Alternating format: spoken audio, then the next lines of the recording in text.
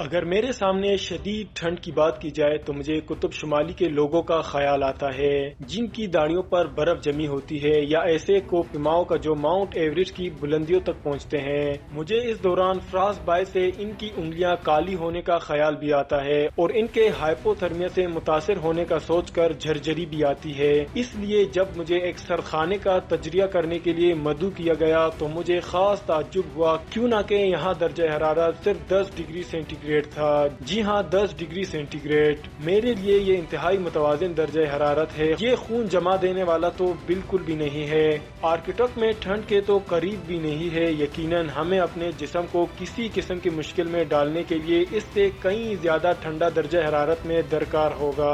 University of south valleys سے professor Damon بیلے نے ہمیں بتایا کہ یہ سننے میں تو متوازن لگتا ہے لیکن یہ جسمانی طور پر ایک بڑا چیلنج ہے۔ انہوں نے ہمیں ایک لیبارٹری میں مدعو کیا تاکہ وہ سرد گھروں کے ہمارے جسموں پر ہونے والے اثرات کے بارے میں کھوج لگا سکیں اور یہ جان سکے کہ اتنے متوازن درجہ حرارت ہمارے جسم کے لیے خطرناک کیوں ثابت ہو سکتی ہے۔ پروفیسر بیلے نے کہا کہ 10 ڈگری وہ واسط درجہ حرارت ہے جس میں لوگوں کو رہنا پڑے گا اگر وہ اپنے گھروں کو گرم رکھنے کی استطاعت نہ رکھتے ہوں، اور کچھ ہی دیر میں مجھے معلوم ہونے والا تھا کہ 10 ڈگری سینٹی گریڈ کا ہمارے دل، پھیپھڑوں اور ہمارے دماغ پر کتنا بڑا اثر پڑ سکتا ہے۔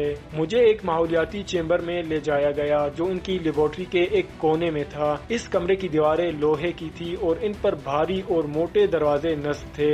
اس ایئر ٹائٹ روم میں سائنسدان اپنی مرضی سے درجہ حرارت، نمی کی مقدار اور آکسیجن کے سطح سینٹی گریڈ کر سکتے ہیں۔ یہاں داخل ہونے سے پہلے 21 ڈگری کی ہوا کا جھونکا میرے استقبال کرتا ہے۔ پلان یہ ہے کہ شروعات 21 ڈگری سینٹی گریڈ سے کرنی ہے اور پھر دھیرے دھیرے درجہ حرارت کو 10 ڈگری سینٹی گریڈ تک گرانا ہے تاکہ اس دوران جائزہ لیا جا سکے کہ میرے جسم کا رد عمل کیسا ہوتا ہے۔ پہلے تو میرے جسم پر بے شمار انتہائی جدید آلات نصب کیے گئے تھے تاکہ میرے جسم کا انتہائی باریک بینی سے تجربہ کیا جا سکے۔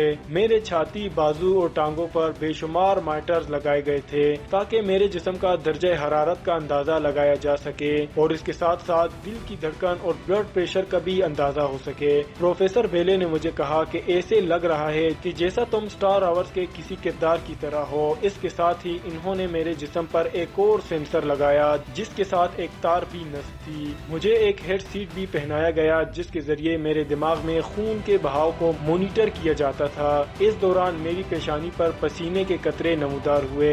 ایک الٹرا ساؤنڈ کے ذریعے میری گردن میں موجود کریوٹ شریانوں کا جائزہ لیا گیا۔ دماغ تک پہنچنے والے خون کی آواز مجھے بہت حوصلہ دے رہی تھی اور اس دوران میں بڑی ٹیوبر میں سانس باہر نکال رہا تھا اور اس کا بھی جائزہ لیا جا رہا تھا۔